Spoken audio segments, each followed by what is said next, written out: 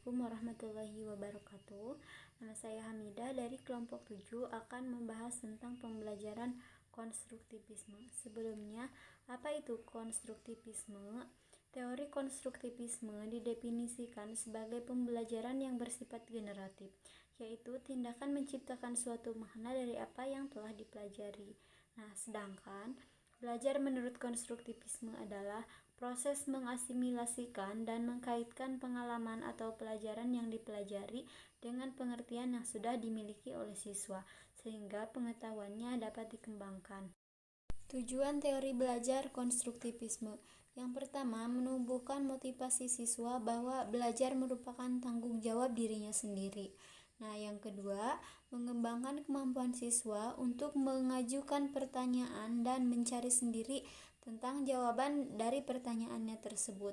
Yang ketiga, mengembangkan kemampuan siswa untuk menjadi pemikir yang mandiri. Ciri-ciri pembelajaran konstruktivisme. Yang pertama, pengetahuan dibangun berdasarkan pengalaman yang telah ada. Yang kedua, belajar merupakan penafsiran personal tentang dunia. Yang ketiga, belajar merupakan proses aktif di mana makna dikembangkan berdasarkan pengalaman. Nah, yang terakhir adalah pengetahuan tumbuh karena adanya perundingan atau negosiasi makna melalui berbagai informasi. Nah, adapun prinsip-prinsip konstruktivisme diantaranya ada 4. Yang pertama, pengetahuan dibangun oleh siswa itu sendiri. Nah, yang kedua, pengetahuan tidak dapat dipindahkan baik dari guru ke murid ataupun dari murid ke murid yang lainnya kecuali dengan keaktifan murid itu sendiri. Nah, yang ketiga, murid aktif mengkonstruksi secara terus-menerus. Dan yang keempat, guru sekedar membantu menyediakan saran dan situasi. Kelebihan dan kekurangan teori konstruktivisme. Kelebihan teori konstruktivisme diantaranya yaitu berpikir dalam proses pembelajaran. Nah, murid dapat berpikir sendiri untuk menyelesaikan masalah dan membuat keputusan. Yang kedua, paham murid terlibat secara langsung dalam proses pembelajaran sehingga lebih paham dan mengaplikasikannya dalam segala situasi. Yang ketiga, kemahiran sosial diperoleh apabila berinteraksi dengan rekan dan guru dalam membina pengetahuan baru. Nah, sedangkan kekurangan teori konstruktivisme diantaranya yaitu sulit mengubah keyakinan guru yang telah terstruktur bertahun-tahun menggunakan pendekatan tradisional. Yang kedua, guru konstruktivis dituntut lebih kreatif dalam merencanakan pembelajaran dan memilih atau menggunakan media. Yang ketiga, siswa dan orang tua mungkin memerlukan waktu beradaptasi dengan proses belajar dan mengajar yang baru. Nah, jadi dalam pembelajaran konstruktivisme ini menekankan keaktifan siswa dalam pembelajaran. Nah, sedangkan guru berfungsi untuk fasilitator dan hal ini dapat menambahkan wawasan yang sangat luas bagi siswa karena siswa itu dapat mencari sendiri. Nah, untuk contoh akan disampaikan oleh rekan saya.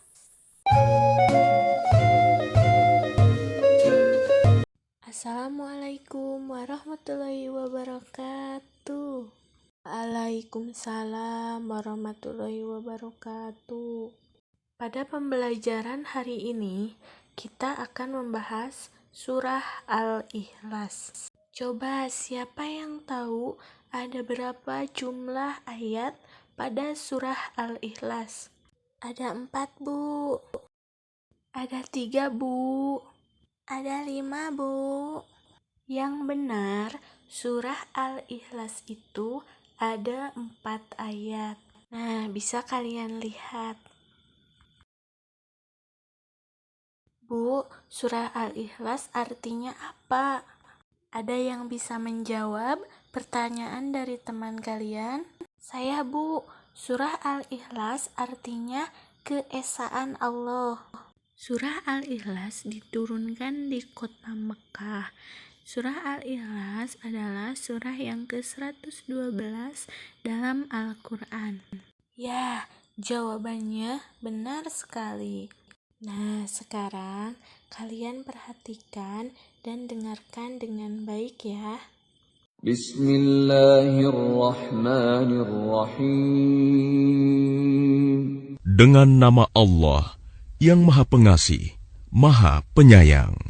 Qul huwallahu ahad. Katakanlah Muhammad, dialah Allah yang Maha Esa. Allahus samad. Allah tempat meminta segala sesuatu. Lam yalid wa lam yulad.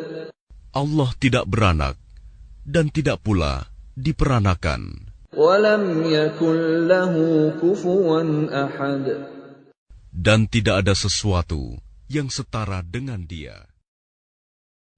Ada yang bisa menyebutkan isi kandungan dari surat Al-Ikhlas? Isi kandungannya tentang keesaan Allah, bahwa tiada Tuhan yang wajib disembah selain Allah.